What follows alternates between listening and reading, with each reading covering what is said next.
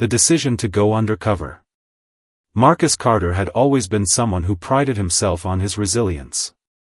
Raised in a neighborhood where systemic racism wasn't just a concept discussed in textbooks, but a daily reality, Marcus knew firsthand what it was like to feel overlooked, underestimated, and marginalized. He'd climbed the corporate ladder of Liberty Skies with a sharp mind, a strong work ethic, and a resolve forged from the fires of adversity. But what had always set him apart was his belief in fairness and equality. As a child, he often watched as his peers received opportunities that were denied to him or his family based solely on the color of their skin. He vowed to make sure his life, his career, and his leadership would be a reflection of justice. When Marcus had been named CEO of Liberty Skies, it was the culmination of years of sacrifice, grit, and determination. But now, at the top, the feeling of accomplishment was beginning to wane as he became more attuned to the underlying currents of tension that rippled just beneath the polished surface of the company. The airline was renowned for its excellence in customer service and had made significant strides in promoting diversity in its marketing and public relations efforts. However, whispers began to surface within the organization. Stories of employees, especially people of color, facing subtle, yet destructive, forms of racial bias had become hard to ignore. At first, Marcus had written it off as isolated incidents, mere complaints from disgruntled employees. But as he settled deeper into his role, those whispers grew louder, more frequent, and harder to dismiss. He had always understood that prejudice existed in subtle and often insidious ways, through unconscious biases, microaggressions, and the kinds of exclusion that were difficult to prove but pervasive nonetheless. It was the kind of discrimination that couldn't easily be put into words but could be felt in the air.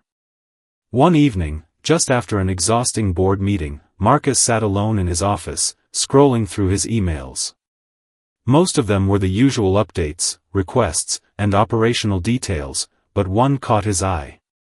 The subject line read, "A cry for help, my experiences with bias at Liberty Skies." Intrigued and uneasy, he opened the email, which was from a flight attendant named Jasmine. Her message was long, written with a mix of fear and frustration that poured through the words. In the email, Jasmine detailed the ways she had been treated by her colleagues, how she had been passed over for promotions multiple times, despite her impeccable performance and dedication to the company. She described the subtle slights she had endured, being ignored in meetings, her ideas being brushed aside, her competence questioned in ways that her white counterparts were never subjected to. But it wasn't just the work environment that weighed on her, it was the microaggressions that came from the passengers too. Comments about her appearance, her hair, her accent, her ability to fit in with the company's image. Jasmine ended her email with a desperate plea for help. "I'm not sure who else to turn to, but something has to change. We are being silenced. I am being silenced. And I can't continue like this." Reading her words, Marcus felt a deep knot form in his stomach. He knew that this was not an isolated case. He had heard similar stories, murmured in private, away from the public eye. He couldn't allow this to go on. As a CEO, he had the power to change things, but as a black man who had faced the sting of discrimination himself, he felt an even stronger moral obligation to act. The decision was made in that moment. He would not rely on the hollow corporate memos and vague diversity training that had done little to address the root of the problem. No, he needed to see the truth for himself. He would go undercover. The idea came to him like a spark, an instinctive decision that would require him to sacrifice his comfort and status as the head of the company, but one that felt necessary for true change. He couldn't rely on second-hand accounts or the sanitized reports that came through human resources. He needed to experience firsthand what his employees were facing. He had been out of touch with their reality for too long, even though he had worked hard to rise above the challenges of racism in his own career. The next morning, Marcus found himself walking into his office with a renewed sense of purpose. He was not just the CEO anymore. He was a man on a mission. The first thing he did was call Henry Green, the chairman of the board, for a private meeting. Henry was a man Marcus had always respected, an older, seasoned business leader who had been in the industry for decades. Henry was widely known for his public stance on inclusivity and progressive values. He had spoken at numerous conferences about the importance of diversity in the workplace, often stressing the need for equitable treatment for all employees, regardless of race, gender, or background. But Marcus had a growing sense that Henry's public statements were more about maintaining the company's image than truly addressing systemic issues within the organization. As the meeting began, Marcus wasted no time in getting to the point. "I've been hearing disturbing reports from employees about racial bias within Liberty Skies," Marcus said, his tone calm but firm. "I've read about the experiences of some of our staff, and I'm concerned. These issues have been swept under the rug for too long, and they need to be addressed." Henry leaned back in his chair, his expression unreadable. "Marcus, you know as well as I do that we've taken steps to address diversity. We've implemented training programs, we've made efforts to recruit a more diverse workforce, and we have processes in place for handling complaints." Marcus clenched his jaw, resisting the urge to raise his voice. "But Henry, you and I both know that these efforts are only surface level. They aren't working. I'm hearing about employees being dismissed for speaking up, being marginalized despite their qualifications. This isn't something we can ignore. Not anymore." Henry shifted uncomfortably in his chair. "I understand your concerns, Marcus. But, we have protocols. We should trust in those. We can't just start accusing people without proper investigations." "It's not about accusations," Marcus said sharply. "It's about creating an environment where people feel seen, heard, and respected. We can't pretend that everything is fine when it clearly isn't. I need to see the truth for myself." The room fell silent for a moment. Henry seemed reluctant, but Marcus's resolve was unwavering. Finally, Henry gave a slight nod, a concession of sorts. "Fine. But what do you propose we do about it?" Marcus looked Henry in the eye. "I'll go undercover." Henry's eyebrows furrowed, his face registering surprise.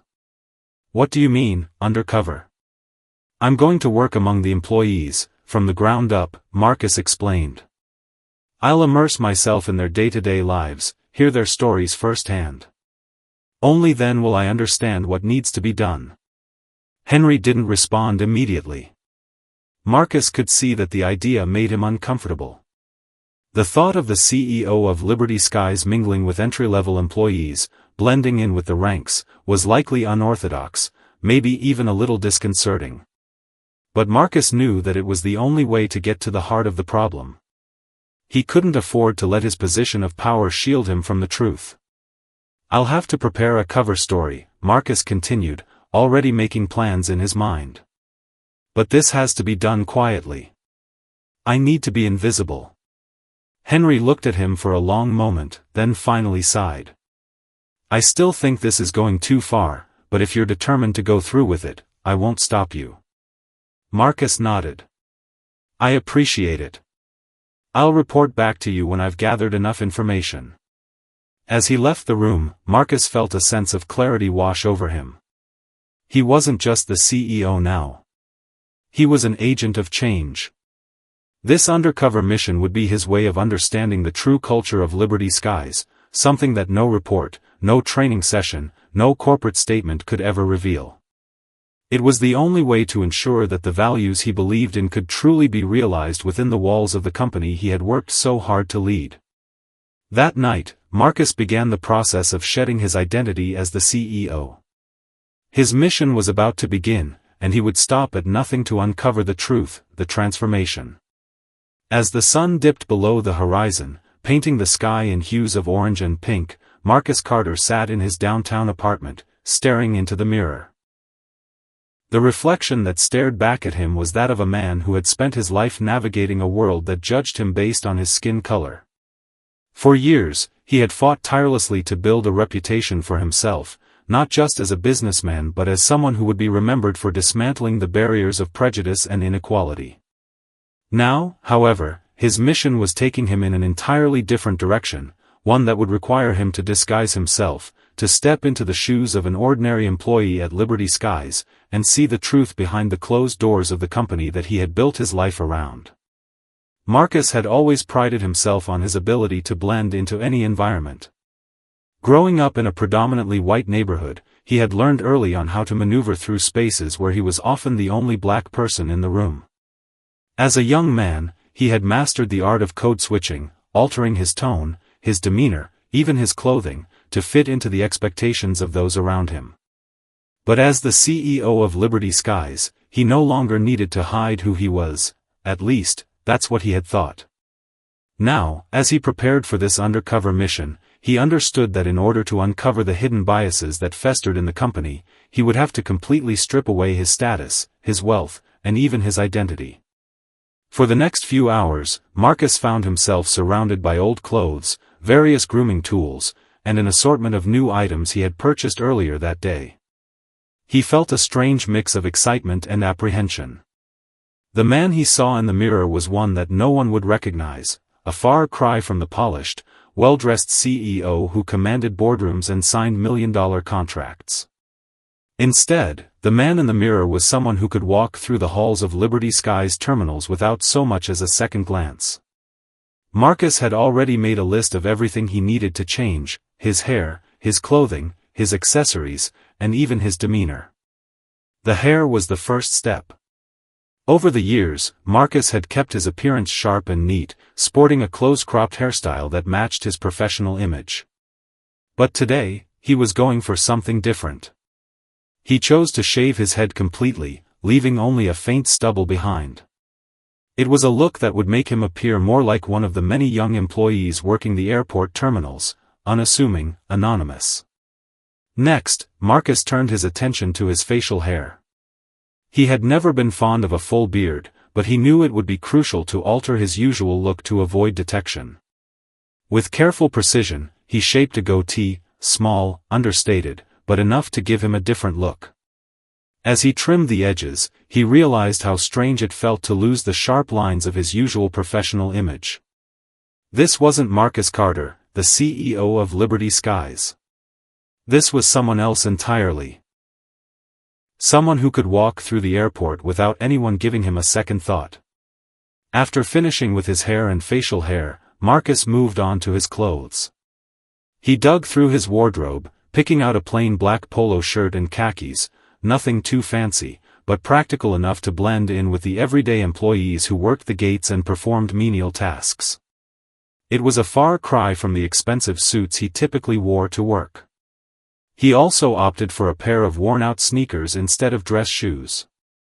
To complete the disguise, he added an old, slightly scratched pair of glasses, non-prescription lenses that would make him look even more inconspicuous. As he dressed, he was struck by how alien it all felt. There was no crisp suit, no designer tie, no cufflinks or polished leather shoes. Just a man, trying to disappear into the background. The transformation was almost complete. Marcus studied his reflection one last time, examining the person staring back at him. His face had changed, but it wasn't just his outward appearance that had shifted. It was as if his entire sense of self had been stripped away, leaving only the raw, vulnerable version of himself that many others saw on a daily basis. No longer the CEO, no longer the man in charge, he was simply a worker, one among many. He could feel a wave of vulnerability wash over him as he took in the new, unfamiliar version of himself. This wasn't just about going undercover, it was about understanding what his employees experienced on a daily basis. It was about seeing firsthand the challenges they faced, the biases they encountered, and the subtle ways in which the system worked against them. The following morning, Marcus made his way to the airport. He left his apartment early, taking a public bus to the terminal to avoid any chance of recognition. His heart raced with anticipation, but he was determined. He had a clear goal in mind: to immerse himself in the world of Liberty Skies employees, to witness the subtle, and not so subtle, discrimination that plagued the company, and to bring the truth to light. As he walked through the terminal, Marcus couldn't help but notice how different everything felt. The bustling crowds of passengers, the hum of announcements over the intercom, the smell of coffee and fast food filling the air, it all seemed so distant, almost alien to him now. His usual routine of board meetings, media interviews, and corporate events felt like a lifetime ago. Here, in the heart of the airport, he was just another face in the crowd. No one knew who he was. No one cared. The first few hours were nerve-wracking. Marcus worked alongside a group of employees at the check-in counter, where he was assigned to assist with baggage claim and customer service. He kept his head down, listening to the conversations around him. He noticed quickly how certain employees were treated differently based on their race. One African-American male employee, who had been working at the counter for years, was constantly overlooked by his white colleagues. When he offered suggestions on how to improve customer flow, he was met with dismissive glances and barely any acknowledgement. But it wasn't just the interactions between employees that Marcus observed. The real shock came when he noticed how passengers treated the workers. A white family approached the counter, and the father immediately started questioning the African-American employee's knowledge of flight schedules, his ability to assist them, and his competence, despite the fact that the employee had been nothing but courteous and efficient. When the employee's response wasn't to the family's liking, the father scowled and snapped at him, "Can you even do this job properly?" Marcus watched as the employee's face tightened in frustration, but he remained professional. It was as though he had learned to suppress his anger, knowing that any sign of resistance would only confirm the negative stereotypes that many passengers already held.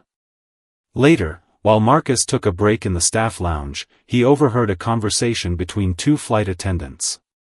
They were talking about the ongoing struggles of being a woman of color in the airline industry.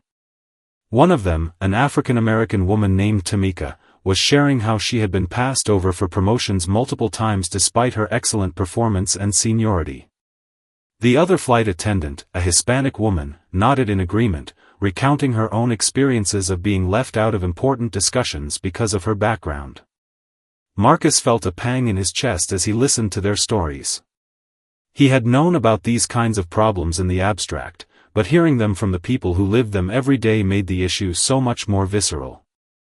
He was witnessing firsthand the very biases that Jasmine had written about in her email, the biases that were buried beneath the surface, camouflaged by the company's well-crafted image of diversity and inclusion. It was at that moment that Marcus knew he had to act. He couldn't allow this injustice to continue unchecked. His mission was no longer just about uncovering the truth, it was about changing the system from within. As he headed back to the check-in counter, Marcus felt a renewed sense of purpose. He had a lot more to learn, a lot more to witness, and a lot more to expose. The journey ahead wouldn't be easy, but he was determined to see it through. The real challenge was just beginning. The unseen struggles. The days that followed Marcus's decision to remain undercover at Liberty Skies were nothing short of eye-opening. He had traded the world of boardrooms for the hard, often thankless work of an employee in the trenches. No longer did he have the privilege of distance or the luxury of a CEO's perspective. Instead, he now understood what it meant to be at the mercy of systemic bias, subtle discrimination, and unspoken power dynamics. By the end of the second week, Marcus had begun to feel a mixture of exhaustion and mounting frustration. He had witnessed firsthand how racial bias affected nearly every aspect of the company, from the casual dismissals of black employees to the outright hostility that non-white workers were met with when interacting with customers and upper management. Every day felt like an uphill battle against invisible forces. The longer he stayed in this role, the more he realized how deeply rooted the issues ran within Liberty Skies. One particular incident stood out to Marcus, a situation that encapsulated everything he had been observing over the past several days. It was during a routine staff meeting where the department heads gathered to discuss upcoming operational changes and challenges. Marcus sat quietly, blending in as just another worker, a part of the background hum of the office. His role in the meeting was non-existent, his presence there was entirely anonymous. It was a strange feeling, especially considering how accustomed he had grown to being the focal point in corporate meetings. Here, He was merely a faceless entity, a participant in a conversation he wasn't supposed to be part of. As the meeting progressed, Marcus found himself listening to the way department heads interacted with one another. The conversations were, on the surface, entirely business as usual.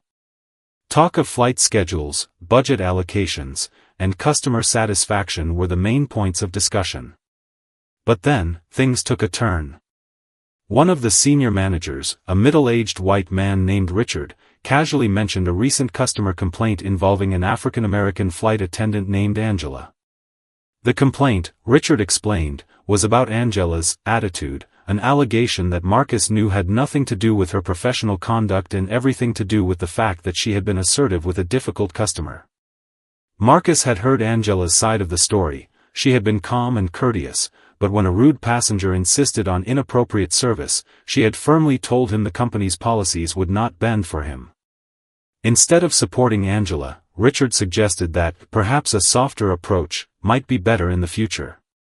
The suggestion was a veiled insult, implying that Angela's strength and self-assuredness were flaws that needed to be addressed. What struck Marcus was not just the suggestion but the way it was delivered. Like a casual, almost offhand comment, one that was repeated without much thought. The rest of the team nodded in agreement, but none of them seemed to fully grasp what was wrong with the exchange. The way Angela's professionalism had been diminished was indicative of something much deeper, something insidious and rooted in bias. It wasn't the first time Marcus had witnessed this kind of talk, but hearing it so plainly and without consequence was a sobering moment. It was a reminder of how easily discrimination could be swept under the rug, especially when those in power were either oblivious to it or, worse, complicit. During the break after the meeting, Marcus had a chance encounter with one of the other flight attendants, a young black woman named Keisha.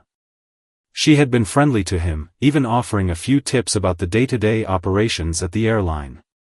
She was a bright and hard-working individual, always quick to smile and do her job well. But it wasn't long before Marcus began to notice how her colleagues treated her. She was frequently assigned the least desirable shifts, forced to work the most difficult flights, and often left to handle the unruly passengers who seemed to target her just because of her race. One evening, as Marcus helped with baggage handling, he overheard a conversation between Keisha and another flight attendant, a white woman named Rachel.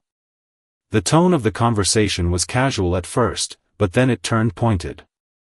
"I can't believe they put me on this flight again," Keisha said, her voice tight with frustration. "They know how bad the passengers get when I'm on the late-night shift." Rachel, who had been listening with a mix of sympathy and unease, responded, "It's not fair. You've been here longer than anyone, and they still treat you like you don't belong." Keisha nodded, her eyes lowered to the ground as if she had accepted her reality. "It's not about how long I've been here. It's about who I am and the way they see me." Marcus felt a pang in his chest. He had known about these struggles, of course. He had heard stories from employees who felt overlooked, dismissed, and undervalued. But to hear it so plainly, to witness the emotional toll it took on people like Keisha, was something he had not fully understood. The reality of her experience, of the silent battles she fought every day, was stark. It was a reminder that systemic discrimination was not just a matter of policy or behavior, it was personal, it was emotional, and it took a toll on people's lives in ways that couldn't always be seen on the surface. As the week continued, Marcus began to encounter more situations that confirmed his suspicions. Another incident involved a group of passengers who had been rude and disrespectful to a black male gate agent named David. When David attempted to explain the delay, the passengers ignored him, speaking over him as if he were invisible. The situation escalated, and despite David's best efforts to stay calm and professional, the passengers became belligerent. What struck Marcus the most was how quickly the other employees had turned their backs on David. No one offered him support, and no one intervened to help de-escalate the situation. Instead, the other agents, most of whom were white, seemed to retreat, avoiding eye contact with both David and the agitated passengers. It wasn't just that they weren't stepping in to help, they were actively ignoring the situation, leaving David to fend for himself. After the incident, Marcus saw David sitting alone in the break room, his shoulders slumped, looking defeated. Marcus approached him cautiously, not wanting to draw attention to his presence, but also feeling compelled to offer some form of solidarity. "You handled that situation well," Marcus said softly, taking a seat across from David. "Don't let them get to you." David looked up at him with a weary smile, shaking his head. "It's not the passengers, man. It's the company. They don't care about us. We get blamed for things that aren't even our fault. And when something happens, we're on our own." Marcus nodded, understanding the sentiment all too well. The company may have spoken about diversity and inclusivity, but in practice, the reality was far different. It was a harsh, sobering truth: Liberty Skies, despite its promises and public image, was not an equal workplace. The system was broken, and the people at the bottom bore the brunt of that brokenness. As he continued to witness these everyday injustices, Marcus found himself growing increasingly determined to make a change. His mission was no longer just about uncovering hidden biases, it was about dismantling the systems of oppression that had been allowed to flourish unchecked. It was about ensuring that no one else had to endure the same struggles that he had seen so many of his employees face. But Marcus knew that exposing these issues would not be enough. It wasn't just about reporting what he had witnessed, it was about implementing real, meaningful change. He couldn't do it alone, and he knew that the only way to fix the broken system at Liberty Skies was to get the truth out in the open. It was time for action, and Marcus Carter was ready to take on the fight, no matter the cost. But first, he needed to gather the evidence, the undeniable proof that would expose the ugly truth and force the company's leadership to confront the systemic issues that had festered for far too long. The journey ahead was fraught with risk, but Marcus was determined. It was time to bring the truth to light. A reckoning in the skies. Marcus had now spent nearly 3 weeks undercover at Liberty Skies, and every day had revealed more than he could have imagined. What had started as a simple inquiry had evolved into a full-scale mission to dismantle the toxic systems of bias, prejudice, and exclusion that pervaded the company. He had been deeply affected by the personal toll these issues had on his employees, and he was more committed than ever to exposing the truth. But, as always, the question of how to bring about meaningful change loomed large. He was in the belly of the beast now, and while he had seen the dark side of the airline, he knew that unearthing these problems would only be the beginning of a much more challenging fight. Marcus had made it his personal goal to gather evidence, specific instances of racial discrimination and bias, and he had been meticulous in his observations. He took notes on everything: the passive-aggressive comments made by staff about black employees, the subtle but insidious looks of disdain from senior managers when a person of color spoke up in meetings, the unspoken but ever-present expectation that people of color would know their place. Marcus knew that he needed more than just anecdotes to convince the higher-ups, especially his skeptical chairman, Henry Green, who had been hesitant to act on any of his concerns. One late evening, after a particularly grueling day of flights and customer service, Marcus overheard a conversation in the staff lounge that would change everything. He had just gotten off a red-eye flight and was sitting quietly, blending into the background, nursing a cup of coffee when he overheard 2 senior flight attendants, both of whom were white, talking about an incident earlier that day. "Can you believe they put that black guy in charge of the boarding gate?" one of them, a woman named Ellen, said with a laugh. "He didn't even know how to handle the passengers. You'd think they'd have more sense than that." The other attendant, Bill, chuckled, but Marcus could hear the discomfort in his voice. "I know, right? It's crazy. They think that because he's been here a few years, he's ready to take on more responsibility. But we all know it's just tokenism." Ellen nodded. "Exactly.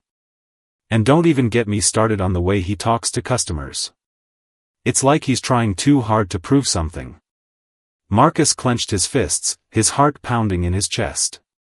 He had been around long enough to know exactly who they were talking about: Anthony, a hard-working black employee who had been with Liberty Skies for over 5 years. Anthony had earned his position as lead gate agent after years of consistent performance and dedication, but here, behind closed doors, his colleagues were dismissing his accomplishments because of his race. The conversation continued for a few more minutes, but Marcus couldn't listen any longer. He had heard enough. Ellen and Bill's conversation wasn't just an isolated instance, it was a reflection of the underlying racial prejudices that permeated the airline's culture. And it was clear that these biases were not only tolerated but actively encouraged by some of the senior staff. What Marcus had witnessed was the tip of the iceberg. The systemic nature of the problem was much deeper than he had anticipated. It was time to act. The following morning, Marcus approached Jasmine, the flight attendant who had first reached out to him about the racial bias within the company. He trusted her, and he knew she had witnessed enough of the discrimination firsthand to know how serious the situation was. "Jasmine, I've been gathering information, and I think we have enough to bring this to the attention of the board. But I need your help," he said, his voice low and urgent. "We need evidence, not just from me, but from others who have been affected. Are you willing to come forward with your story?" Jasmine hesitated. She had been working at Liberty Skies for nearly 10 years and had seen it all. She had experienced microaggressions, witnessed blatant discrimination, and endured a culture of silent complicity. But coming forward meant risking everything: her job, her reputation, and possibly even her future in aviation. Still, as she looked into Marcus's eyes, she saw a determination and sincerity that she couldn't ignore. She took a deep breath. "I'm in. But we need more people. You can't take them on alone." Marcus nodded. "We'll start with you, me, and anyone else who's willing to come forward. We'll gather as much evidence as we can and present it all, everything we've seen and heard. It's the only way to make them listen." Over the next few days, Marcus and Jasmine worked together, reaching out to other employees who had experienced or witnessed discrimination. They began to compile a detailed report, carefully documenting each incident, recording statements from affected employees, and gathering any physical evidence, such as emails, surveillance footage, or customer complaints. The process was exhausting, both mentally and emotionally, but it was necessary. As the days passed, more and more people stepped forward, eager to make their voices heard. Soon, Marcus had enough to present a comprehensive dossier of discrimination at Liberty Skies. But Marcus wasn't naive. He knew that exposing these issues would be met with resistance from the very people who had perpetuated them for years. He knew Henry Green, the chairman, would be reluctant to acknowledge the company's failings, especially if it meant confronting his own complicity in fostering an environment of bias and exclusion. The board of directors, too, would likely be less than eager to tackle such a contentious issue. Marcus had no illusions about what was at stake.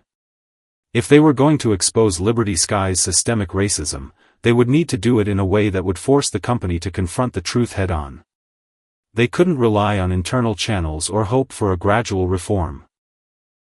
They needed a moment of reckoning, a moment that would grab the attention of the public, the press, and, most importantly, the people in power who could make real change. And so, Marcus made the difficult decision to take the evidence to the press. He contacted a well-known investigative journalist, a woman named Sarah Blake, who had earned a reputation for exposing corporate corruption and human rights violations. Sarah had worked on several high-profile cases and was known for her no-nonsense approach. After several tense phone calls and meetings, she agreed to take on the story. Marcus handed her the dossier, which contained detailed accounts of racial discrimination, testimonies from employees, and undeniable proof that Liberty Skies had failed to address these issues for far too long. The press conference was scheduled for the following week. Marcus knew that this was a make-or-break moment. He had made his choice, and there was no turning back now. If he was going to confront the deep-seated racism within his company, he had to do it publicly and without hesitation. The weight of this decision hung heavy on his shoulders, but he was ready. The morning of the press conference arrived, and Marcus stood in front of the assembled cameras, flanked by Jasmine and a few other employees who had chosen to speak out. He could feel the tension in the air, the cameras, the reporters, and the mounting expectation. As he prepared to speak, he glanced at Jasmine, who gave him a nod of encouragement. He took a deep breath and stepped forward to the podium. "Today, I stand before you as the CEO of Liberty Skies," he began, his voice steady but firm. "But I am not here in my official capacity. I am here as a man who has seen firsthand the systemic racism that exists within this company. I am here to tell you that we can no longer tolerate this behavior. We will no longer turn a blind eye to the harm that has been done to our employees and to our reputation as an airline." The room fell silent as Marcus continued, laying out the evidence, detailing the stories of employees who had suffered under the company's discriminatory practices. He spoke with passion and conviction, refusing to hold back. This is not just about bad apples. This is about a culture that has been allowed to fester unchecked. Liberty Skies will no longer be a place where people of color are marginalized, dismissed, or belittled. We will make things right, and we will hold those responsible accountable. As he finished his statement, Marcus felt a surge of relief, but he also knew the hard work was just beginning. The truth was out now, and Liberty Skies would never be the same again. The journey ahead would be challenging, but Marcus was prepared to lead his company through this reckoning. There was no turning back now, only forward, toward a more just and equitable future.